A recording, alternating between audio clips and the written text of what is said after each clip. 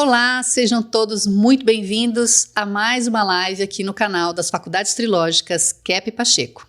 Há mais de 50 anos, a ciência da trilogia analítica é pioneira nos estudos sobre a psicanálise profunda e também a medicina psicossomática.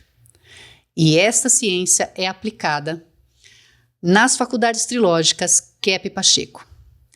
E hoje eu trago um tema que une esta tradição em psicanálise profunda com o poder transformador de uma língua. E hoje nós vamos falar sobre o curso terapêutico de espanhol e como o aprendizado unido à psicanálise pode ajudar você no seu autoconhecimento e desenvolvimento social. Para começar, eu gostaria de dizer que hoje todos nós sabemos e sentimos que estamos vivendo numa era de crise, um momento de crise. E essa crise, ela é uma crise de sentido. E tem gerado em muitos de nós ansiedade, depressão e isolamento. E isso tem batido recordes. O diálogo entre as pessoas e culturas parece cada vez mais difícil. O excesso de estímulos digitais nos faz perder o rumo. E por isso é que eu convido vocês a refletirem comigo. Como podemos não apenas aprender um idioma, mas também curar a nossa maneira de nos comunicar conosco e com o mundo?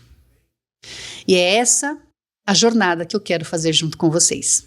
Quando a gente fala sobre o aumento da ansiedade, depressão e o isolamento, observamos que nas últimas décadas houve um crescimento alarmante nos transtornos de ansiedade e depressão em todo o mundo. E esses dados, que são refletidos pela Organização Mundial da Saúde, nos mostram um aumento de 25%. Desde que nós tivemos aquele impedimento de sair de nossas casas, esse aumento se tornou mais preponderante, ou a percepção das doenças mentais se tornou uma consciência geral. Dados mais recentes estimam que 1 em cada 8 pessoas, ou seja, cerca de 970 milhões de indivíduos, vivem hoje com algum transtorno mental. Um aumento contínuo em relação aos 900 milhões de 2022. E no Brasil e em outros países, pesquisas apontam que sintomas de ansiedade subiram 15,6% para 18,2% entre os anos de 2019 e 2022. E os de depressão aumentaram de 18,5% para 21,4% no mesmo período. Efeitos que se agravam especialmente em populações vulneráveis, como idosos e pessoas de regiões rurais. Vivemos num mundo multicultural e hiperconectado, mas as diferenças culturais continuam a erguer barreiras sutis e profundas na comunicação. Estudos mostram que estilos de comunicação, como graus de expressão emocional, abordagem ao conflito e as normas de cortesia, variam entre países, gerando mal-entendidos, mesmo quando falamos a mesma língua. E nós notamos muito isso no nosso dia a dia. Além disso, muitas vezes, nós evitamos o diálogo interno. Os medos, a vergonha, o autocontrole, a censura, todas essas emoções e reações, elas atuam de forma a bloquear a nossa capacidade de falar e de falar com honestidade. E isso se torna um obstáculo. E esse obstáculo é tão grande quanto as diferenças entre as nações. E é nesse vazio de compreensão, tanto no interpessoal quanto no intrapessoal, que surgem as desconexões emocionais, que alimentam conflitos e reforçam o isolamento. Também notamos que nos últimos anos, os estímulos que nós recebemos por parte das mídias digitais, do mundo digital, têm levado os nossos cérebros a constante bombardeamento por notificações, vídeos, mensagens e alerta. E isso tornou uma realidade para grande parte da população, o que não era no passado, antes da dita introdução do Digital 4.0 ou da Revolução Digital 4.0. E essa sobrecarga de estímulo fragmenta nossa capacidade de reflexão e tomada de decisão. E nos deixa à deriva entre metas externas e desejos genuínos. Quando não conseguimos silenciar o ruído, perdemos também a nossa bússola interna, esse contato com a realidade, que orienta as nossas escolhas, aprofundando a sensação de estar no piloto automático e longe da nossa verdadeira voz interior, ou a voz da nossa essência. Então, esses 3 desafios, saúde mental em queda, diálogos comprometidos e estimulação excessiva, revelam a urgência de resgatarmos não apenas a comunicação interpessoal entre pessoas, mas também o diálogo interno, ou a comunicação intrapessoal. E é esta comunicação intrapessoal que dá sentido à nossa vida. E é neste contexto que o curso terapêutico de espanhol das faculdades trilógicas se apresenta como uma ferramenta única, não só para aprender um novo idioma, mas para recuperar a clareza emocional, a escuta ativa e a presença necessária para falar o idioma da vida. E eu quero compartilhar com vocês uma reflexão. O que tem impedido você de viver realmente quem você é? Então, todos esses dados que eu trouxe para vocês aqui nessa live de hoje é para nos ajudar a refletir sobre isso, sobre o nosso ser. O que tem impedido você de viver quem você realmente é? Por que essas questões vêm acontecendo com tanta frequência? Então, uma das razões pelas quais nós trazemos este método terapêutico é para que cada um dos nossos alunos possam estabelecer esta reflexão sobre a sua filosofia de vida, sobre as suas crenças, sobre os seus pensamentos, sentimentos e os resultados que têm obtido até então. E esta questão que nós não conseguimos experienciar a nossa essência. Como que nós poderíamos falar com autenticidade se nós estamos nos distanciando de quem realmente somos? Então, Norberto Keppe nos traz uma reflexão sobre qual é o maior sofrimento do ser humano. O maior sofrimento do ser humano é não poder ser quem ele realmente é. E nós estamos falando aqui de um psicanalista que atuou mais de 50 anos da vida dedicado ao estudo e à pesquisa e trazer este conhecimento que ele aplicou na prática do atendimento psicanalítico em mais de 8 países. Então, através da prática, ele notou que o maior conflito e sofrimento do ser humano é não poder realmente ser quem ele foi criado para ser. Nós fomos criados para ser bons, belos e verdadeiros.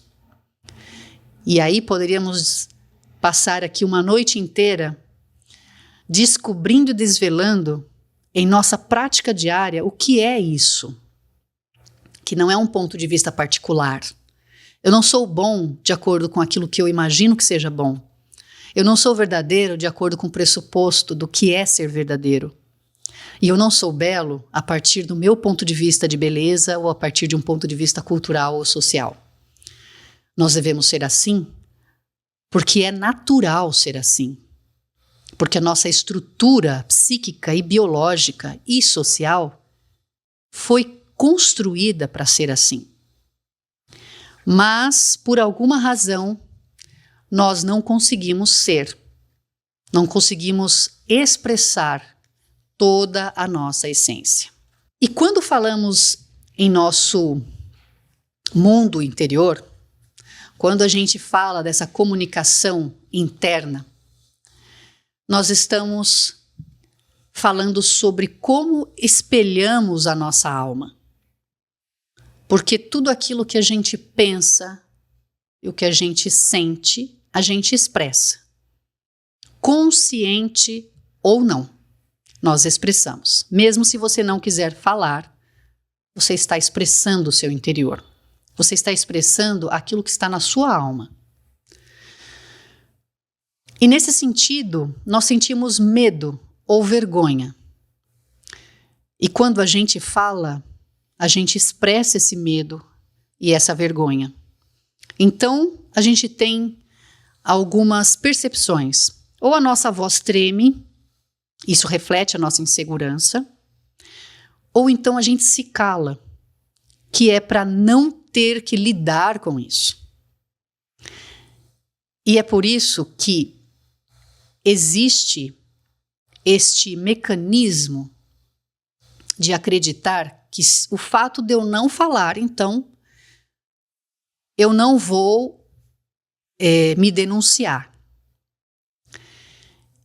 E que, então, eu prefiro usar a linguagem para esconder ou atacar, ao invés de revelar aquilo que me faz bem. Porque, ao passo que você, ou eu, ou qualquer um de nós, expressamos a nossa alma através da fala, através da linguagem escrita também, através da linguagem não verbal, nós estamos nos confrontando com aquilo que está no nosso interior.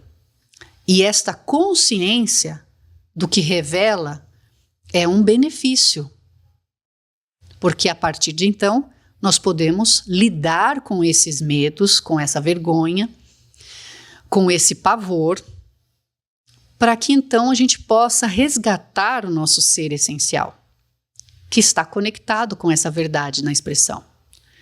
E nós não fazemos isso porque temos um pensamento e uma conduta invertida. A gente confunde o bem com o mal. A gente confunde o bem da consciência como sendo um mal. A consciência de que nós não sabemos alguma coisa ou que nós temos realmente medo, insegurança, esta consciência nós achamos que é um mal. E o melhor é não ter consciência. É não falar, porque daí você não precisa lidar com isso. E aí a gente acaba entrando nessa segunda reflexão que eu quero conduzir vocês juntos comigo. Quantas vezes nós censuramos o que sentimos para parecer bem? Então a prática social nos diz também que é melhor você esconder o medo, é melhor você passar uma ideia de segurança do que você realmente mostrar a sua insegurança, mostrar os seus medos. Porque assim você vai parecer fraco. É isso que a prática social nos diz. E nós obtemos vantagens com isso.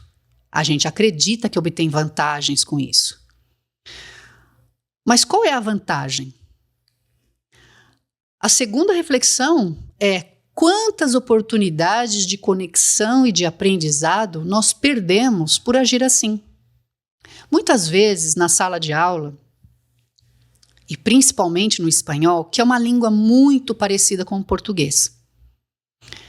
É uma língua que nos dá uma falsa impressão, muitas vezes, de estarmos falando a língua. E isso conduz ao aluno a essa ideia de que ele está falando. É só colocar um ion na frente que ele está então falando o espanhol. Quando ele nota em uma aula, em um momento da fala, que não é bem da forma como ele imagina, não é só você pronunciar um ion no final, que você vai estar falando espanhol. Ele começa então a entrar num processo de se calar. E aí ele já não quer mais falar tanto nas aulas. Ele começa a censurar aquilo que ele notou. Ele notou que ele tinha uma ideia sobre o espanhol, que é uma ideia equivocada, de que, por causa da semelhança do idioma com o português, que ele já sabe falar. A outra questão é que muitos alunos compreendem melhor um hispanohablante do que um nativo da língua espanhola compreende o português. E aí existe esse conflito, porque se eu entendo um nativo da língua espanhola, por que ele não me compreende? Por que ele não me entende? E quando esta pessoa, nativa do português, este aluno, ele começa a falar espanhol, ele percebe que não é tão fácil assim. E que existem questões interculturais envolvidas. E que muitas vezes a mesma palavra em espanhol, que é escrita em português, não tem o mesmo sentido. E aí surgem essas desconexões interculturais, essas nuances, porque a sociedade também é patológica e invertida e nos conduz a alimentar a nossa própria patologia para que a gente não passe por esses desconfortos. E a gente prefere ficar na nossa própria ideia sobre eu o entendo, mas ele não me entende. Então o problema está com ele. O problema está com a língua. O problema está no contexto que ele está inserido e não eu. Mas para haver comunicação, precisa haver alguns elementos em comum, que são elementos técnicos da comunicação. Mas antes de mais nada, precisa haver tolerância, precisa haver empatia, precisa haver conexão. E quando o aluno se coloca numa posição superior ao objeto em que está dando consciência para ele, neste caso o espanhol é só um objeto externo que traz a ele uma consciência sobre o que ele pensa sobre si mesmo, sobre a vida. E essa relação e a emoção que salta, se é uma emoção de raiva, de vergonha, é o que ele sente com relação ao que ele pensa. É então uma fuga, uma censura, ele não quer passar por aquilo. Nesse sentido, é que há uma dificuldade, então, do aprendizado de uma língua. E nesse caso estamos falando do espanhol, e por conta dessa semelhança entre as línguas, acaba agravando um pouco também essa crise interior, porque ao estabelecer este contato com esse objeto e ver que aquilo que eu pensava sobre o espanhol ou sobre aquela pessoa não corresponde à realidade de fato, ou seja, nem eu também falo bem. O aluno nota, eu também não falo bem. Eu entendo, mas eu não consigo me expressar. E ele também não consegue se expressar na minha língua, porque parte ele entende, parte ele não entende. Então esse objeto externo vai trazer uma consciência sobre as relações que você estabelece na vida, como você lida com as suas frustrações.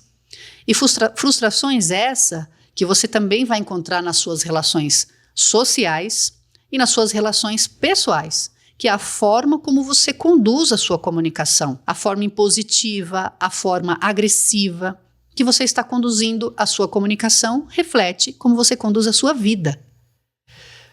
E nesse sentido, o espanhol passa a ser um espelho. Ele apenas mostra para você como você está vivendo a sua vida.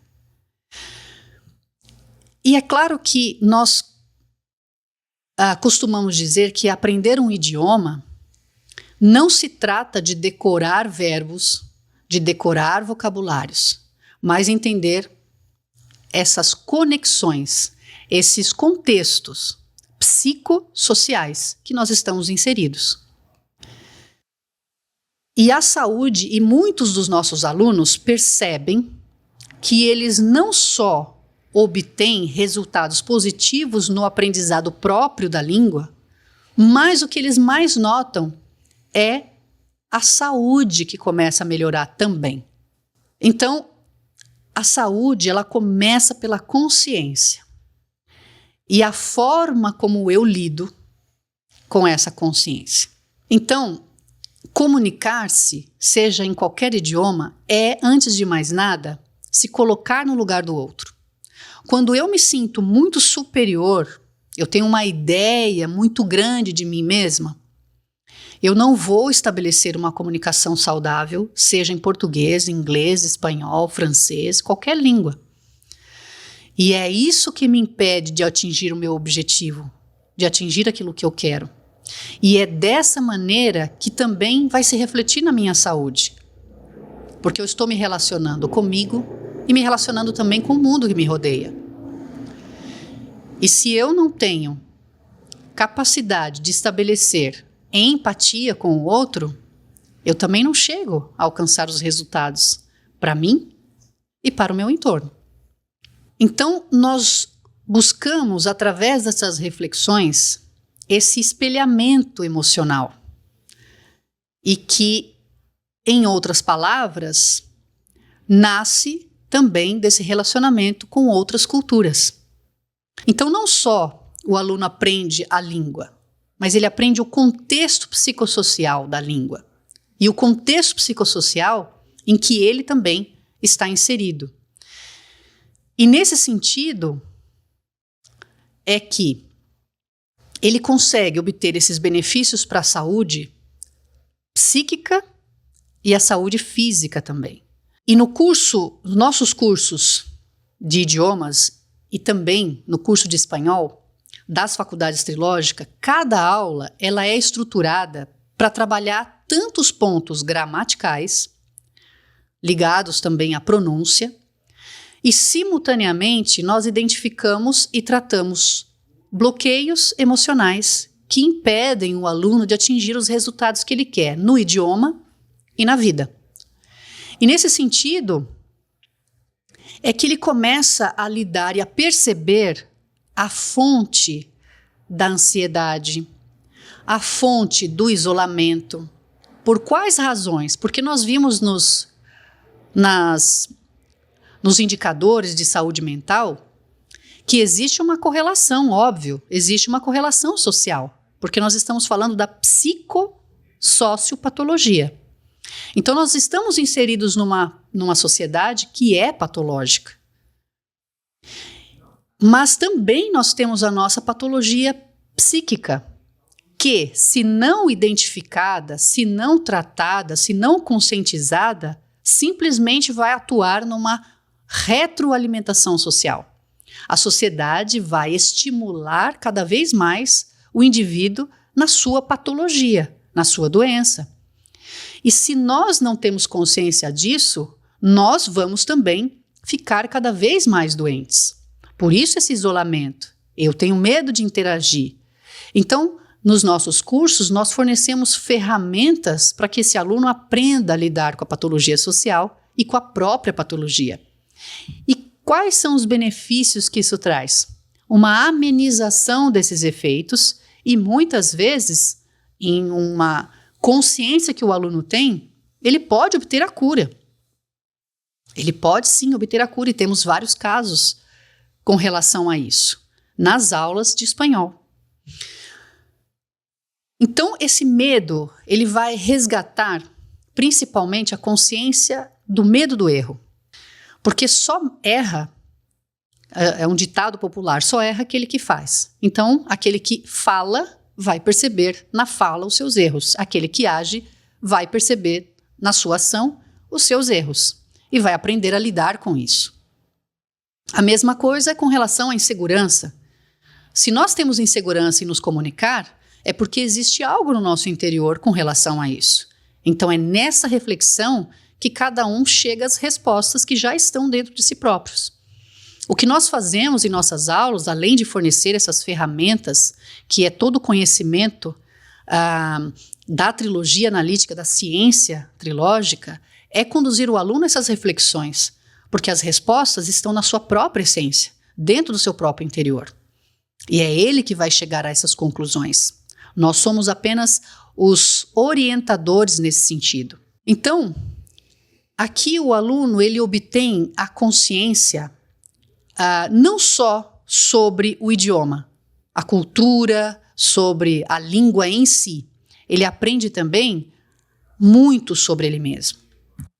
Então, eu gostaria de trazer, inclusive, alguns exemplos de transformações vividas por alguns de nossos alunos, mas eu gostaria de relatar aqui 2 casos que são emblemáticos e que são interessantes para que vocês possam refletir sobre isso e ressonar de alguma maneira com esses casos de pessoas reais, de pessoas comuns que frequentam a nossa escola. O primeiro caso é o caso de um aluno que ele era analista de implementação de software.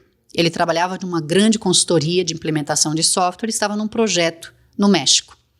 E ele percebeu a necessidade de falar o idioma e, portanto, veio até a nossa escola para poder aprender sobre o idioma. Estando no México, nós fazíamos então a aula online, numa época em que nós não tínhamos muito essa prerrogativa. Mas, estando fora do país, foi uma maneira que encontramos de poder atender as necessidades desta pessoa, deste aluno. Então, nesse sentido, ele não tinha muita consciência nem do idioma e também não tinha muita consciência de si mesmo. Quando ele começou a fazer as aulas, ele tinha muita resistência em lidar com os assuntos que tratávamos aqui na escola, que são assuntos profundos, são assuntos que exigem do aluno esse contato tanto com a cultura, porque nós trazemos elementos de cultura geral, nós trazemos temas que estão ligados à psicanálise, que são temas trabalhados dentro da bibliografia de livros de Norberto Kepp. Nosso material é exclusivo, então o aluno aprende muito sobre psicanálise, né? E também sobre assuntos de metafísica, espiritualidade, são todos os temas que trabalhamos aqui. E nesse sentido, este aluno ele tinha muita dificuldade em tratar desses temas. Em todas as aulas havia uma censura, uma resistência enorme, que exigia muita energia. E as reflexões, né, que nós propunhamos nas aulas. E nesse sentido, quando ele era questionado sobre questões profundas da vida, da filosofia de vida que ele adotava, ele se mostrava muito resistente. Então, em vários momentos, ele dizia, não, mas a gente não pode só aprender a gramática. Então, aquela velha história de que é pela gramática, que é o menor, a gente consegue atingir o maior. Então, uma das prerrogativas que adotamos aqui na nossa escola, que aprendemos com Norberto Kepp, com todo esse conhecimento trazido da ciência trilógica, é que a gente nunca pode ir do menor para o maior. Nós temos que partir do maior para o menor. Então, nesse sentido, no contexto das aulas de espanhol, o maior é o próprio contexto em que a língua está inserida. O maior é começar a falar, já começar a falar. E nesse sentido, as reflexões ajudam o aluno a falar sobre temas relevantes para a vida dele, para as relações dele. E nesse sentido, ele tinha muita resistência. Quando ele foi questionado sobre as coisas que ele via como mais desafiadoras na vida dele, ele me respondeu: o que eu tenho maior dificuldade na minha vida é na relação com as pessoas, em geral, e também com relacionamentos afetivos. E foi neste sentido que começamos então a conduzir as reflexões. E o maior objetivo dele com as aulas de espanhol era ascender na carreira profissional. Ele tinha a ambição de se tornar um gerente de projeto e ele também tinha a ambição de ter um relacionamento afetivo, porque era uma das coisas mais importantes para ele e ele sentia muita dificuldade nos relacionamentos afetivos. E ele relatava constantemente essas rupturas de relacionamento afetivo. Ele não conseguia estabelecer um relacionamento duradouro. E isso levava a muito sofrimento. Então, percebem, não está diretamente relacionado ao idioma. Está relacionado a como você conduz a sua vida. E nas aulas, na dificuldade com o idioma, o aluno começa a perceber isso. O que mudou? Mudou o objeto de projeção dele. O objeto de projeção dele são as aulas, é o idioma, é o professor. E não que esse objeto só está projetando aquilo que ele já tem, já carrega no interior, que são dificuldades que se estendem para outros setores da vida e que através das aulas ele vai notar isso. O resultado com esse aluno foi que, ao se permitir essas reflexões, ele foi encontrando as respostas que já haviam no seu interior, entendendo os processos de inversão, os processos de negação deste ser que é bom, belo e real, e aceitando esta realidade, que é natural para o ser humano fazer o bem, é natural para ele buscar o equilíbrio, é que ele foi então fazendo as pazes com a sua própria essência interior. E o resultado foi que em poucos anos, né, ele ficou conosco durante 3 anos, mas que já no momento em que ele começou a diminuir a censura, ele começou realmente a ter esse contato maior com o próprio interior, ele também foi obtendo esses resultados na vida social e na vida afetiva. E não só isso, mas ele era portador de uma doença autoimune, que o levava a ter condutas restritivas alimentares, que impedia muitas vezes ele de ter um contato social melhor, porque ele se sentia desconfortável em estar com alguns amigos em alguns ambientes e ter que dizer que ele tinha restrições alimentares. Ao passo que ele foi diminuindo essa tensão interna através das reflexões, os benefícios na saúde dele também foram perceptíveis. E também, como eu disse, ele também conseguiu essa ascensão profissional. E uma coisa que ele trouxe uma vez na aula, que o próprio superior dele disse, falou assim, nossa, o que aconteceu com você? Que você está muito mais empático, você está muito mais sociável, você já não responde com tanta agressividade às perguntas que as pessoas te fazem, você melhorou bastante no relacionamento com as pessoas, está mais tolerante, está mais humilde. E ele sorriu e veio, né, comentar na aula o que tinha acontecido. E a segunda transformação também na vida dele foi com o relacionamento afetivo. Ele realmente conseguiu então estabelecer um relacionamento mais verdadeiro com essa parceira que ele encontrou. E isso tornou a vida dele muito mais alegre. E ele percebeu que o que impedia ele de ter um relacionamento afetivo era a própria rejeição ao afeto que ele fazia. Era a própria visão que o afeto, ser um homem bom, ser um homem afetivo, ser um homem cuidadoso, era visto como ruim, como ser fraco, como ser frágil, como não ter poder. Então, este é o processo de inversão que nós levamos para os nossos alunos e que eles podem aplicar na vida deles, e trazendo então essas transformações de vida. O segundo caso que eu gostaria de compartilhar com vocês é o caso do empresário com síndrome de pânico. Nós tínhamos em uma das nossas unidades presenciais uma aluna que fazia inglês, e ela comentou de um problema que ela estava vivendo lá na casa dela, com a família dela. Ela chegou para o professor dela, que era professor de inglês, e disse, professor, eu gostaria de ajudar o meu pai. Eu obtive muitos benefícios aqui nessas aulas de inglês, e eu gostaria de trazer o meu pai também para ter esse benefício terapêutico. Nessa ocasião, o pai preferia o idioma espanhol. Então, o pai veio com ela fazer aulas de espanhol, o curso terapêutico de espanhol. E ele sempre vinha com a filha. A filha vinha, fazia o inglês e ele fazia o espanhol. E ela relatou que já havia muitos anos que o pai sofria de crises constantes de pânico. Ele já não saía mais com frequência de casa e não saía mais sozinho de casa, principalmente. E ele evitava o contato com as pessoas, por medo. Era um medo que o paralisava. Quando ele começou a fazer aulas na escola, aulas de espanhol, e através dessas reflexões, ele foi notando, pouco a pouco, questões como a idealização. O que é a idealização? É quando a gente tem uma visão sobre nós mesmos ou sobre o outro que não corresponde à realidade.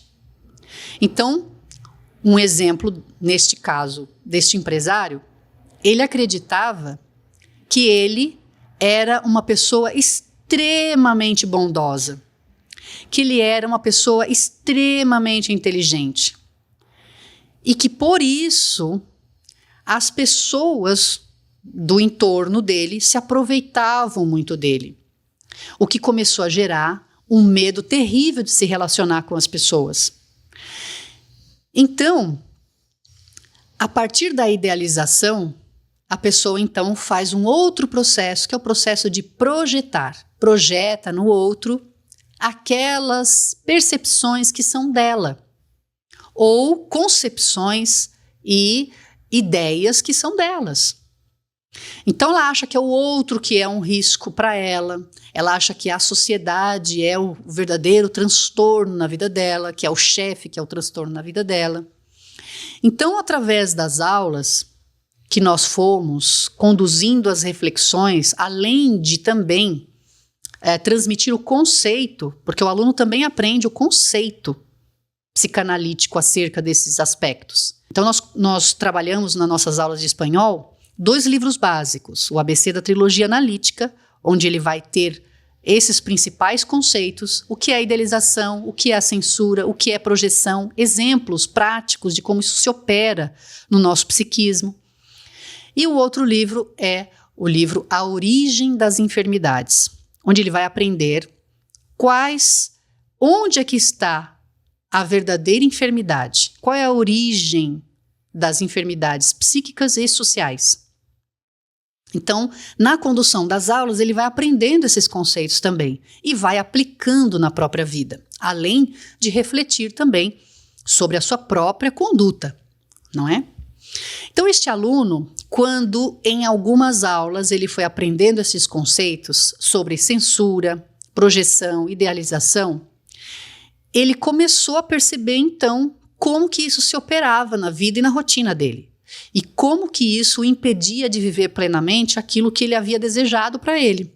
E como um empresário, ele precisava de ter essas interações e recuperar essa autoconfiança, porque isso estava prejudicando os negócios dele. E essas mudanças não foram de uma hora para outra. Por quê? Porque todos nós temos muita resistência a ver como realmente nós estragamos a nossa vida. Não é agradável para ninguém perceber que é um agente ativo no fracasso e muitas vezes que também é um agente ativo no sucesso. E conforme ele foi gradativamente percebendo como isso se operava na vida dele, nas relações que ele estabelecia, ele foi paulatinamente aprendendo a conduzir, a lidar com tudo isso. E como resultado, ele foi conduzindo a vida dele de maneira mais satisfatória. Chegando ao ponto de um dia, a filha veio para a aula de inglês e notou que o pai não estava em casa. E aí ela, desesperada, perguntou, onde que está meu pai? Perguntou para o professor dela de inglês. E o professor respondeu, seu pai está na aula de espanhol. Ou seja, gradativamente ele foi recuperando a confiança, ele foi recuperando a sanidade, o que o fez sair de casa sozinho. Então ele começou a frequentar as aulas sozinho, ele ia e vinha sozinho de casa para a escola. Ele também, a partir de um certo tempo, ele começou a viajar para outros estados, coisa que ele não fazia. Havia 5 anos que ele estava em crise de pânico, com fortes medicamentos, e aos poucos ele foi recuperando, então, a sanidade. O que o fez sair de casa, o que o fez voltar à sua rotina normal. E tudo isso através da consciência. Então, as nossas aulas propõem a esse reencontro com a sanidade, que já existe no interior psíquico de cada um de nós. Bom, para finalizar, eu quero lançar então uma última reflexão. Eu gostaria então de fazer com que vocês possam refletir sobre todos esses aspectos, que o curso terapêutico de espanhol é uma ferramenta importantíssima através do método introduzido por Norberto Kepp. Ele é uma ferramenta terapêutica importante em que você vai ter enormes benefícios, além do aprendizado da língua. E esse curso ele é só aqui nas Faculdades Trilógicas, no Centro de Línguas das Faculdades Trilógicas Kepp Pacheco, que você vai obter esse benefício.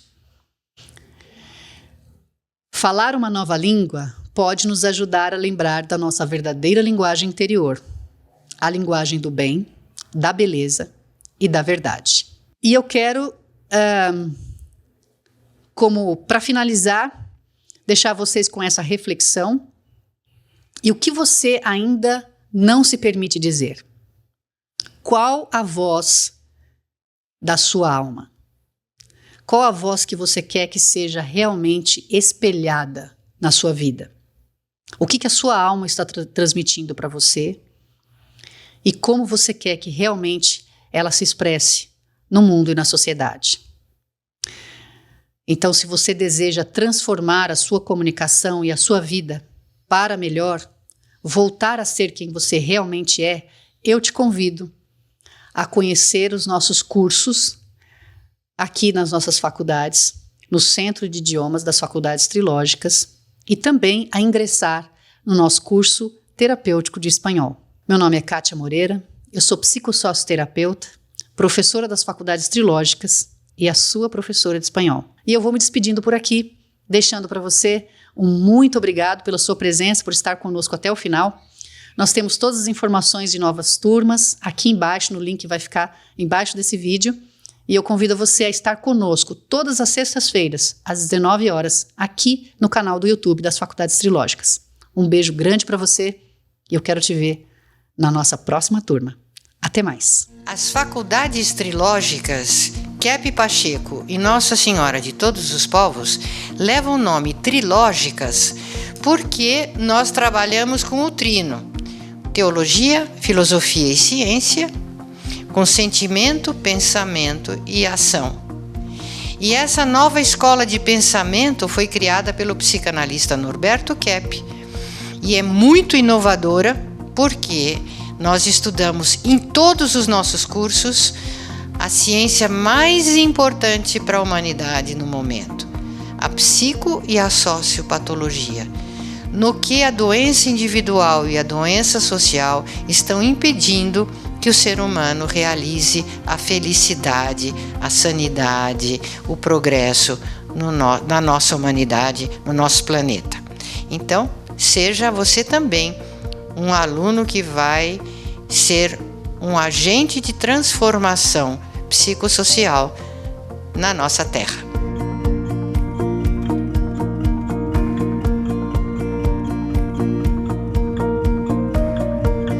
Welcome to the course. Oi, eu só queria dizer bem-vindos às Faculdades Trilógicas. Bienvenue à la Faculté Trilogique. Eu espero que você se inspire com nossos cursos, que utilizam o método psicolinguístico terapêutico de Norberto Kepp. O estudo da mais nova ciência da energética aplicada à tecnologia de motores ressonantes Kepp Motor, mundialmente premiada. O trabalho com o interior psíquico do ser humano, estimulando a farmácia interior. A ciência transdisciplinar de Kepp no tratamento das patologias psíquicas, individuais e sociais. Os benefícios das artes para o desenvolvimento pessoal e profissional. A verdadeira espiritualidade à luz da trilogia analítica, unindo filosofia, teologia e ciência. Soluções para a crise energética e a preservação da Terra. O estudo aprofundado da patologia da sociedade, da economia e das leis.